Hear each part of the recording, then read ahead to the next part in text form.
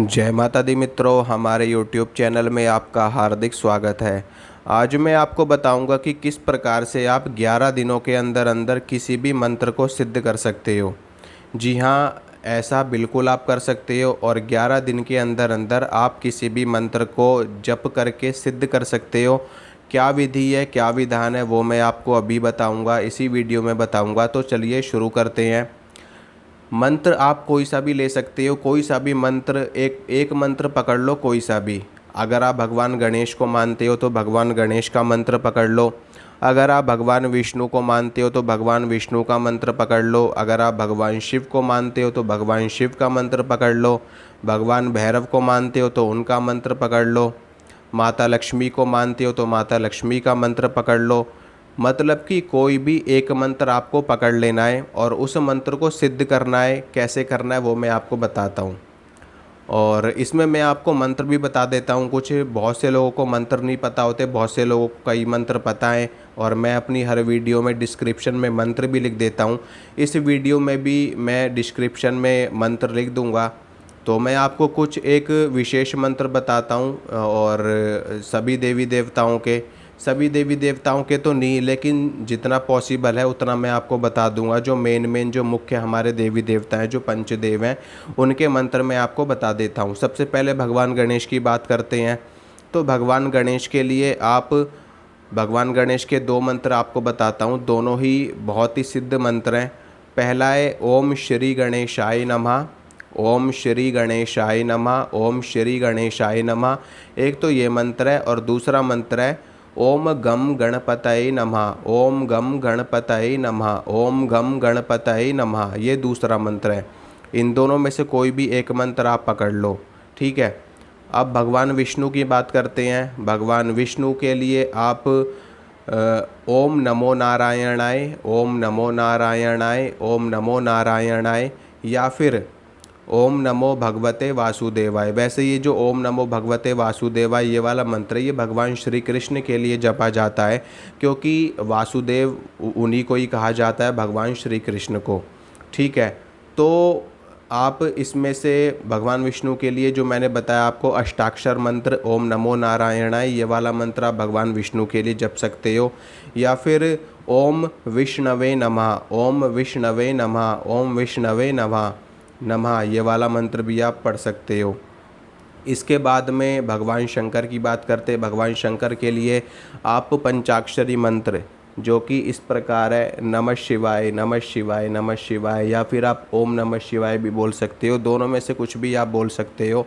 माँ दुर्गा के लिए आप ओम दुंग दुर्गाय नमः, ओम दुम दुर्गाय नमः, ओम दुम दुर्गाय नमः, इसको बोल सकते हो। माता सरस्वती के लिए मैंने अभी कल ही डाली है वीडियो, आज सुबह ही डाली है माता सरस्वती के लिए, उसमें मैंने मंत्र दे रखा है उनका। भैरव जी के लिए ओम श्री भैरवाय नमः, ओम श्री भैरवाय नमः, ये वाला हो जाएगा आपका, ठीक है। और भगवान सूर्य के लिए ओम ह्रीम सूर्याय नमः, ओम ह्रीम सूर्याय नमः, या फिर ओम घृणी सूर्याय नमः, ओम घृणी सूर्याय नमः। इन दोनों में से कोई भी एक मंत्र आप कर सकते हो। माता काली के लिए ओम क्रीम कालिकाय नमः, ओम क्रीम कालिकाय नमः, ये मंत्र आप पढ़ सकते हो। तो हनुमान जी के लिए ओम श्री हनुमतये नमः, ओम श्री हनुमतये नमः, या फिर ओम हम पवन नंदनाय स्वाहा, ओम हम पवन नंदनाय स्वाहा, ओम हम पवन नंदनाय स्वाहा, ये भी आप कर सकते हो, ठीक है। और इनमें से कोई भी आप एक मंत्र पकड़ लो, जिस देवी या जिस देवता में आपकी रुचि हो, यानी कि जो आपके इष्ट देव हैं उनका एक मंत्र पकड़ लो, और 11 दिन का एक अनुष्ठान आपको करना है। इन 11 दिनों में आपको इनमें से किसी भी एक मंत्र का 1.25 लाख की संख्या में जाप करना है, ठीक है। और ये अनुष्ठान आपको कब शुरू करना है? अमावस्या के दिन से आपको शुरू करना है ये अनुष्ठान, और अमावस्या से लेकर के आप 11 दिन गिन लेना। यानी कि शुक्ल पक्ष की पहली तिथि आएगी, फिर दूसरी, फिर तीसरी, फिर चौथी, फिर पाँचवीं, फिर छठी, इस तरीके से एकादशी तक, ठीक है। एकादशी तक आपका मंत्र जप होगा। अगर आप अमावस्या से शुरू करोगे तो 10वीं तक होगा, 10वीं तक आपके 11 दिन हो जाएंगे। और अगर आप शुक्ल पक्ष की एकम से शुरू करोगे तो आपका पूरा 11 दिनों का ये अनुष्ठान हो जाएगा एकादशी तक। और इसमें आपको नियमों का पालन करना पड़ेगा, ब्रह्मचर्य का पालन करना पड़ेगा, ज़मीन पे सोना पड़ेगा और 11 दिनों के लिए अखंड दीपक आपको जलाना पड़ेगा देसी घी का। अगर माता काली हैं, भगवान भैरव हैं तो सरसों के तेल का। बाकी सभी के लिए देसी घी का दीपक जलेगा, अखंड दीपक 11 दिनों तक। और इसके साथ में एक समय आपको भोजन ग्रहण करना पड़ेगा। ये नियम है, मंत्र सिद्धि के अनुष्ठान के नियम है। इन नियमों का पालन किए बिना आप मंत्र को सिद्ध नहीं कर सकते। ठीक है, अनुष्ठान के रूप में मैं बात कर रहा हूँ। अगर आप चाहते हो कि मैं 11 दिन में ही मंत्र को सिद्ध करूँ तो 11 दिनों में इन सभी नियमों का पालन आपको ज़रूर करना पड़ेगा। ज़मीन पे सोना पड़ेगा, ब्रह्मचर्य का पालन करना पड़ेगा और एक समय भोजन आपको करना पड़ेगा। अगर आप अखंड दीपक नहीं जलाना चाहते तो अखंड दीपक की कोई ऐसी बाध्यता नहीं है। ठीक है, कोई ऐसी बाध्यता नहीं है अखंड दीपक की, लेकिन ब्रह्मचर्य का पालन, ज़मीन पे सोना और एक समय भोजन, ये 3 चीज़ें बहुत ही ज़्यादा ज़रूरी है। इसके साथ में अगर आप मौन व्रत कर सकते हो तो और भी ज़्यादा उत्तम है। अगर मौन व्रत नहीं रख सकते तो आपको बहुत ही ज़्यादा कम बोलना है। बस अपनी भक्ति में, अपनी साधना में ही आपको मन लगाना है। वैसे भी जब आप रोज़ की इतनी मालाएं करोगे तो आपके पास समय ही नहीं होगा कि आप किसी से ज़्यादा फालतू की बातें कर सको। रोज़ की 106 मालाएं करनी पड़ेंगी आपको अगर 1.25 लाख मंत्र का जप आप करना चाहते हैं 11 दिनों में। रोज़ की 106 मालाएं नेट 106 मालाएं आपको प्रतिदिन करनी पड़ेंगी। सुबह करो, शाम को करो, दोपहर में करो, रात को करो, किसी भी वक्त करो, आपकी रोज़ की 106 मालाएं होनी चाहिए। तो आपका 11 दिन में मंत्र सिद्ध हो जाएगा और 11 दिन में आपको इष्ट के दर्शन भी हो जाएंगे। वो दर्शन आपके इष्ट देव के ऊपर निर्भर करता है कि वो आपको सामने से दर्शन देते हैं या वो आपको सपनों में दर्शन देते हैं या वो आपको किसी और स्वरूप में दर्शन देते हैं या कोई संकेत देते हैं या कोई आपको ध्वनि सुनाई देती है या आपको कोई बिंदु दिखाई देता है या आपको कोई अग्नि दिखाई देती है या आपको कोई गोला दिखाई देता है। ठीक है, कोई भी संकेत वो दे सकते हैं या उनकी कोई शक्ति, उनकी कोई भेजी हुई शक्ति, उनकी कोई योगिनी, उनका कोई दूत, उनका कोई सेवक आपके पास आता है। ये उनके ऊपर निर्भर करता है, आपके इष्ट देव के ऊपर, कि वो किस रूप में आपके ऊपर कृपा करते हैं और आपके मन के भाव कैसे हैं। जैसा आपके मन का भाव होगा उसी हिसाब से सामने से शक्ति आपको प्राप्त होगी आपके इष्ट देव से। ठीक है, और इसमें आपको जब आप भोजन करोगे तो भोजन भी आपका सात्विक होना चाहिए। उसमें प्याज लहसुन का भी प्रयोग आपको नहीं करना है। अगर आप प्याज लहसुन को ग्रहण करोगे तो आपके मन में तामसिक विचार आएंगे, क्योंकि हमारे शास्त्रों में कहा गया है जैसा अन्न वैसा मन। अगर आप तामसिक भोजन ग्रहण करोगे तो मन में तामसिक विचार आएंगे, आपके मन में काम वासना बढ़ेगी तो ब्रह्मचर्य खंडित होगा। जब साधना करने बैठोगे तो मन में गंदे विचार आएंगे, सपने में गंदी चीज़ें दिखाई देंगी और आपकी साधना खंडित हो जाएगी। ठीक है, और इसके साथ में इस साधना में आपको ना तो दूध का सेवन करना है। ठीक है, मैं आपको बता रहा हूँ ताकि आपकी साधना खंडित ना हो।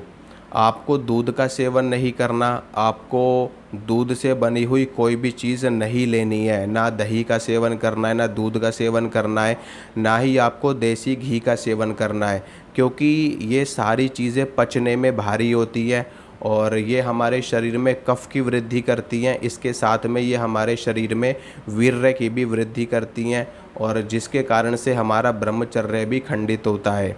तो शरीर में बल प्राप्त करना हो तो एक अलग बात है, लेकिन साधना के टाइम पे इन चीज़ों का भी त्याग कर देना चाहिए।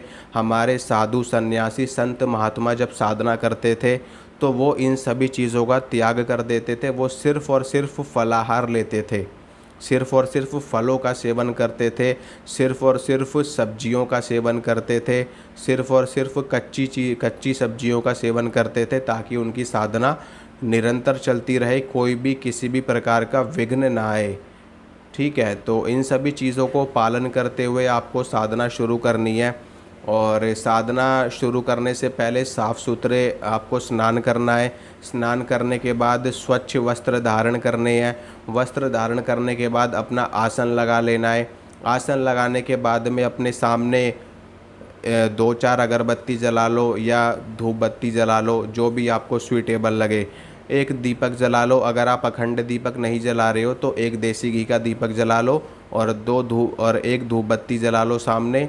और उसके बाद में कुछ भी प्रसाद आपके पास अवेलेबल हो, कोई मिश्री के दाने आप रख सकते हो, कोई बताशे 2-4 बताशे रख सकते हो, और कोई मीठी खील 2-4 के दाने उसके रख सकते हो, ठीक है। या फिर गुड़ रख सकते हो, थोड़ा बहुत गुड़ चने का भोग रख सकते हो। तो जो भी भोग प्रसाद आपके पास अवेलेबल हो वो आप रख लो। और इसके साथ में इसके बाद में आपको एक जल का लोटा भी अपने साथ में ज़रूर रखना है, उसमें थोड़ा सा गंगा जल डाल लेना। और वो आपके इष्ट देव के लिए ये सारी चीज़ें। जब आपकी साधना पूरी हो जाती है, मान लो अगले दिन उस जल को आप थोड़ा सा पी लो, और थोड़ा सा बाकी का जो बचा हुआ जल है उसको आप अपने घर में छिड़क सकते हो। नहीं तो आप उसको पूरा पी सकते हो, नहीं तो आप उसको पौधों में डाल सकते हो, ठीक है। और जो मिश्री के दाने जो प्रसाद आपने चढ़ाया है वो प्रसाद आप खुद ही ग्रहण कर सकते हो, ठीक है। प्रसाद खुद ही ग्रहण आपको कर लेना है। और उसके बाद में बाकी चीज़ तो कुछ होता नहीं है, ठीक है। धूप बत्ती तो जल जाती है पूरी, दीपक भी पूरा जल जाता है। बाकी चीज़ों को आप अपना उनको जल प्रवाह बाद में कर सकते हो। और माला कौन सी चलेगी, देखिए अगर आप विष्णु जी के मंत्र का जप कर रहे हैं तो आप तुलसी की माला भी ले सकते हो, नहीं तो सर्वश्रेष्ठ माला रुद्राक्ष की माला होती है। रुद्राक्ष की माला पे किसी भी मंत्र को सिद्ध किया जा सकता है। मंत्र तो वैसे सभी मालाओं पे सिद्ध होते हैं, लेकिन रुद्राक्ष की माला एक ऐसी माला है जिस पे हर देवी हर देवता का मंत्र चलता है, ठीक है। तो आप फिर भी अगर आपके मन में संशय है किसी भी तरह का, क्योंकि हर व्यक्ति थोड़ा सा अपने विचार विमर्श के हिसाब से भी चलते हैं, लोग दूसरों की बातों को लोग कम फॉलो करते हैं लेकिन अपने मन की बात ज़्यादा सुनते हैं। और होना भी चाहिए, अपने मन की बात ज़्यादा सुननी चाहिए हमें, क्योंकि हमारे मन में जो होता है, हमारे अंदर से हमारी आत्मा जो बोलती है वो अधिक सत्य होता है, ठीक है। उस चीज़ का अगर हम पालन करते तो हमें जल्दी सफलता प्राप्त होती है। तो आपको क्या करना है कि अगर विष्णु जी के मंत्र का जप आप कर रहे हो, या फिर आप वैष्णव संप्रदाय से जुड़े हुए हो, या विष्णु जी ही आपके इष्ट हैं, उनके सिवाय आप किसी के भी मंत्र का जप नहीं करते हो, तो आप तुलसी की माला या फिर कमलगट्टे की माला का प्रयोग आप कर सकते हो, ठीक है। अगर आप भगवान शिव की कर रहे हो तो रुद्राक्ष की माला है ही है। और भगवान शिव और उनके जितने भी रूप हैं, हनुमान जी हों, भैरव जी हों और वीरभद्र हो, किसी का भी हो, तो रुद्राक्ष की माला, देवी का कोई भी स्वरूप हो रुद्राक्ष की माला, विष्णु जी का कोई भी स्वरूप हो तुलसीर या फिर कमलगट्टे की माला। और गणेश जी के लिए मूंगे की माला चलती है, बाकी रुद्राक्ष की माला भी चलती है, तुलसी की माला भी चलती है, चंदन की माला भी चलती है। तो माला आप ले सकते हो, कोई सी भी माला जो भी आपके पास उपस्थित हो, अवेलेबल हो। और उसके बाद माला लेकर के फिर आपको मंत्र का जप शुरू कर देना है। अगर आप एक बार में 106 माला नहीं कर सकते हो तो आप 20-20 माला, 25-25 माला या 30-30 माला या 41-41 माला, जैसे भी आप कर सको, 25-25 माला करके आप 4 बार में कर सकते हो। नहीं तो आप 51-51 माला करके 2 बार में मंत्र का जप कर सकते हो पूरा, ठीक है। एक बार 53 माला कर लेना, एक बार 53, मतलब कि सुबह 53 माला का आप कर सकते हो और शाम को 53 माला कर सकते हो। तो आपकी पूरी की पूरी 106 माला पूरी हो जाएंगी। और नहीं तो 2 बार आप नहीं कर पा रहे हो तो 3 बार में कर लो, 41-41 माला करके कर लो, 21-21 माला करके कर लो। तो इस तरीके से आप मंत्र का जप करिए, और इसमें हवन करने की कोई आवश्यकता नहीं है, सिर्फ आपको 1.25 लाख मंत्र का जप करना है। और ज़्यादा किसी से फालतू बात नहीं करनी है, ज़्यादा क्रोध नहीं करना, ज़्यादा बाहर घूमना फिरना नहीं है आपको, और ज़्यादा चीज़ें मोबाइल फ़ोन, मोबाइल, टीवी और न्यूज़पेपर, इन सारी चीज़ों को बंद कर देना है बिल्कुल आपको। मतलब कि बाहरी दुनिया से आपको अपना अटैचमेंट ख़त्म कर देना है 11 दिनों के लिए, ठीक है। किसी भी चीज़ का इस्तेमाल नहीं करना, कोई भी चीज़, कोई फ़ोन नहीं, कोई लैपटॉप, कोई मोबाइल, कोई कैमरा, कोई कुछ नहीं।